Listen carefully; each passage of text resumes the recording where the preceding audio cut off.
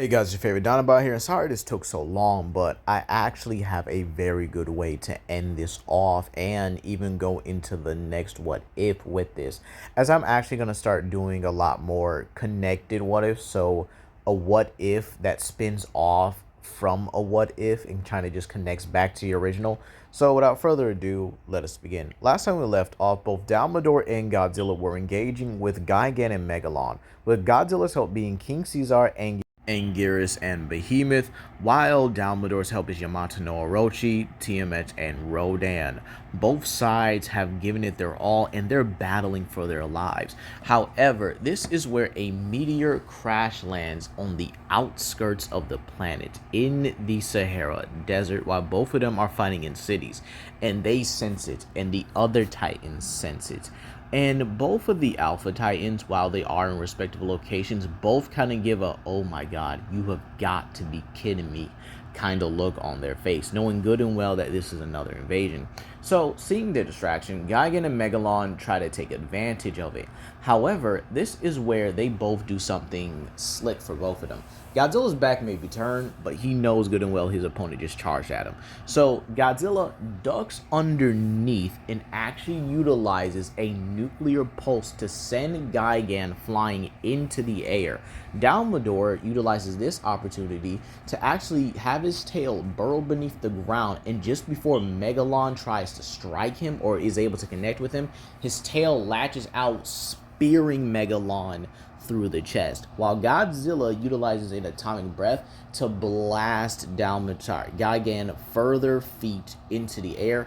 However, as Gigan tries to push it back against it, it begins to crack. It begins to tear open. And this is where the atomic breath launches itself through his chest. Meanwhile, Dalamadur simply looks at Megalon, who's kind of just screwed on his tail and trying its best to desperately get off it and maybe live. But Dalamadur simply opens his mouth and lets out a torrent of his starfire, just incinerating him entirely. Both of them have won their respective battles, and this is where they rally the rest of the Titans to actually, believe it or not, go to this location. This is where we see Bunyip, we see Methuselah, we see Baphomet all go to this location, along with Kumonga, Manda, and other Titans, Mothra, and even Quetzalcoatl all head to this location. And this is where they see it. The other alien, the other being, that being Orga. He looks like a giant behemoth, like a giant monstrosity entirely, an abomination, if you will. And they can sense it. They sense that he's stronger. And so, with a rallying roar, all of the Titans begin to charge at him. Every single one of them, including both Godzilla and Dalamadur. And Orga is kind of taken aback a little, like, oh shoot, they really trying to jump me? Yes. Yes, they are. And unfortunately for you, you're going to have to witness this jumping. Nah, I'm just joking. He ain't getting jumped like that. So when they actually do manage to close in on him, Orga lets out an electromagnetic pulse similar to that of the Mutos. And this knocks back and even knocks out all of the other Titans with simply one shot of this attack. And he looks absolutely livid or absolutely in disbelief, like, ugh. Wow, that's all it took? Y'all locked out? However, this is where he notices that Godzilla and Dalamadur are getting up quite quickly, them being Alpha Titans. And this is where they both give each other that look like, you felt that? And Godzilla's like, yeah. Feels very similar to the Mutos. So this means that Godzilla is actually going to be the weakest one in this fight, because the Mutos are able to emit an electromagnetic field that is capable of weakening him. Meanwhile, Dalamadur is drastically different from Godzilla on a biological level, meaning he can't be weakened by this attack at all. So Dalamadur understands he has to take the forefront here, while Godzilla kind of plays support, if you will. And so the two Titans both roar and charge at Orga, who charges right back at him, encoded in electricity. However, this is where they both stop short, and Dalamadur lays his body on the ground and actually moves like around Orga in a serpentine fashion and actually creates a maelstrom, or at least a sand tornado, if you will. This allows Godzilla to then utilize his atomic breath, but not in a way that shows force so he doesn't punch through it. He actually utilizes it to make heat, and only heat, meaning that when Orga tries to punch through, he's actually getting hurt by this. And he's like, wait a minute, how the heck did that hurt? This is sand. However, this is where we slowly see the sand become glass. And so what Dalamadur is doing is creating a sandstorm that actually functions as a container. And so Orga watches as the top of the sandstorm, or the sand tornado, closes in around him, and while Godzilla's heat makes it into glass. And this is where they find out, or at least Orga now finds out, he's now in a glass box, if you will, made of a very thick layer of it. And so Dalamadur and Godzilla both understand that right now they have a very little window to really get out of here. So when the other Titans manage to recover, they tell them to go find a resting place far away from here. Meanwhile, Mothra and Quetzalcoatl are the ones that obviously remain to stay. However, this is where they do note that they need to change. They need to evolve. So Quetzalcoatl takes Dalamadur to a different location, while Godzilla goes with Mothra to a different location. Keep in mind, both of these girls are pretty much the most in tune with nature, so they know some pretty good radiation pockets, meaning that Mothra guides Godzilla to the Arctic, where he pretty much he pretty much goes into his evolved state, while Quetzalcoatl leads Dalamadur into the hollow earth. But not to just any location. It's a volcanic area filled with not only a magma, but something else, some type of radiation, vastly different, vastly more potent than what it was before. And this is where they both go into these recharge cycles, or at least into these evolutionary periods. Godzilla swarmed in a cocoon of ice, while Dalamadur is swarmed in a cocoon of flame. And this does show that, yeah, they both are the yin to each other's yang. They're not dark and light. They're both fire and water, essentially. Both of them being different elements. And so while that's happening, Orga is trying to punch his way through the glass container that he's in. Now you might say, oh, well, why is he, struggling to break through it? And I'm just going to say it's because of the Titan properties of this cage. This was still made by Titans, utilizing pretty much the elements of the earth itself, combined with their own power to basically create this prison. So while Orga is pretty much just wailing on it and chipping at it, mind you, he still has a ways to go.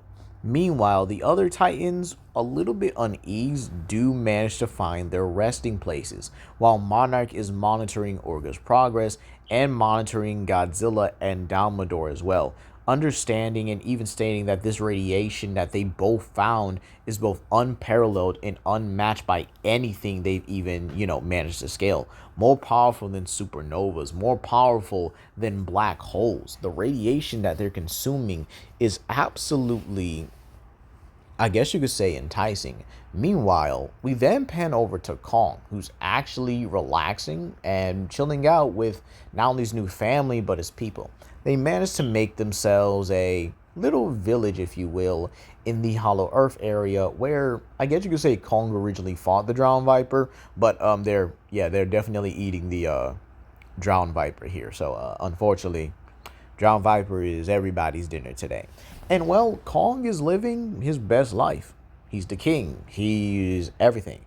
However, that remains to be seen as well. Before he even, managed to really relax, he did see Quetzalcoatl and Dalamadur pass through, and actually was quite curious. So this is way before, Dalamadur pretty much went into the lava pit. And well, as right now he's evolving, Kong had just managed to catch up to Quetzalcoatl. And while Quetzalcoatl is at first offensive when Kong, appears. She then calms down, realizing it's him. And this is where, they kind of get into a little bit of a tight conversation where Kong realizes that, oh, shoot, there's a threat on the surface. Okay, he'll buy them some time. So, yeah. So, Kong pretty much heads to the surface to go ahead and confront Orga. However, this is actually at a pretty good time because Orga had just gotten out of the container. And so, when he sees Kong there standing with the axe, he then begins to unleash a sonic roar. But Kong swiftly dodges it. And keep in mind, Kong is a lot more skilled in this timeline, especially with his, sorry, not his axe, his charge blade, if you will. So, he actually slams the shield part of it into Orga's head and then slices at his abdomen, hoping to just gut him right then and there. However, Kong watches as Orga simply regenerates.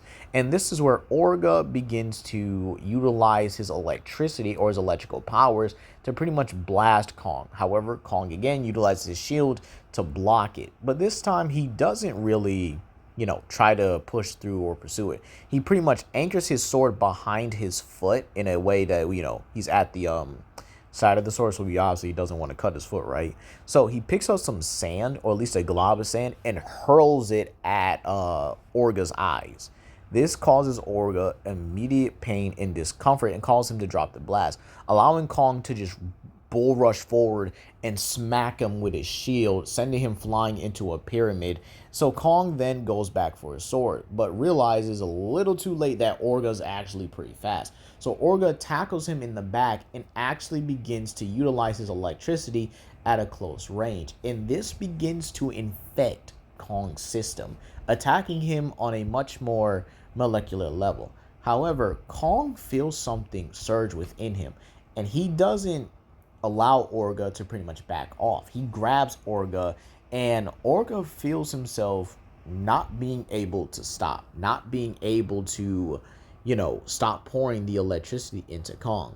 And so as Orga's glow or Orga's, lightning begins to infect Kong, Kong's body begins to turn blue with electricity. And so he then emits his own thunder or his own electricity and essentially utilizes a thunder punch to knock Orga off of him and send him crashing into the pyramid.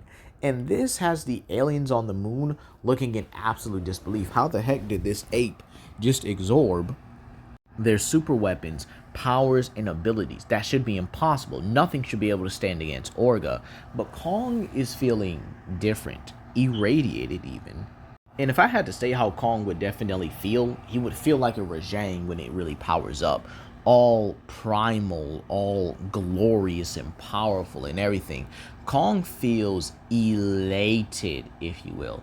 And the fact that he feels stronger than what it was before. He feels like he's on a whole new level of power. And he demonstrates it as well by simply rushing down the likes of Orga and begins to pulverize him, beating his face in over and over and over and over and over. And believe it or not, Orga has no other choice but to utilize his own electricity to punch Kong off.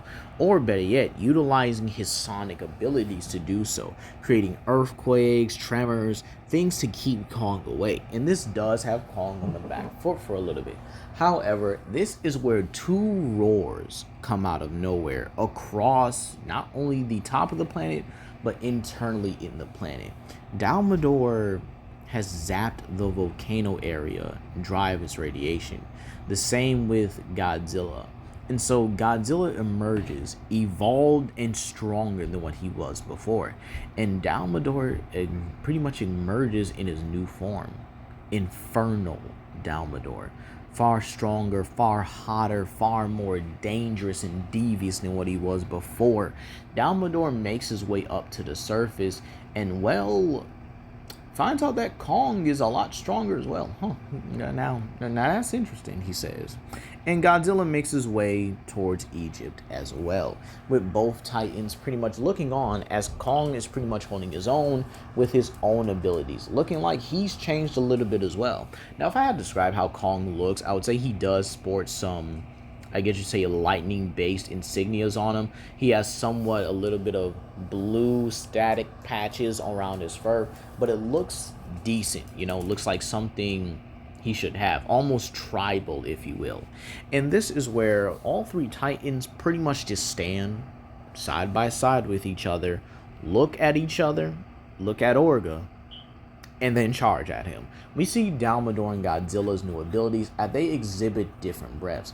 Dalamadur's fire breath, or star breath if you will, has a bit more of a red cosmic tinge to it, while Godzilla is able to use his new spiral ray a lot more frequently, while Kong pretty much exhibits a newfound electricity, and he even makes himself a lightning bolt out of his, hand, and simply throws it at Orga. All of these attacks combined overwhelm the monster immediately, allowing Godzilla to get the first pounce in and begins to toss Orga by his tail right into one of Kong's uppercuts, while Dalamadur simply comes down for a bite to the abdomen and slamming Orga into the ground. They begin to just, dear Lord, the jumping is just absolutely horrendous. Like, if I had to describe the worst jumpings in history, it doesn't even compare to what Wheeljack and Ultra Magnus did to Predaking. This is a three-way knockaround. They even form a triangle around Orga, punching him around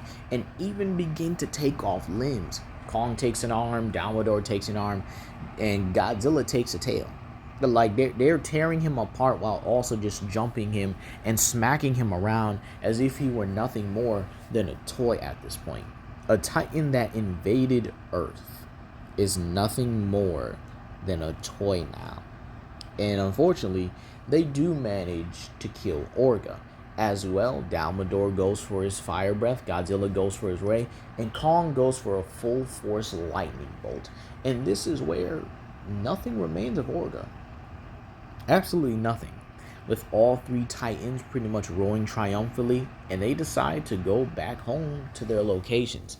Kong heads back to the Hollow Earth. However, something's blocking his path. It's another Titan, and it seems to be sitting there, almost waiting for him, if you will. And when Kong approaches it, it just simply bows his head in a seated position and, tells Kong to follow him.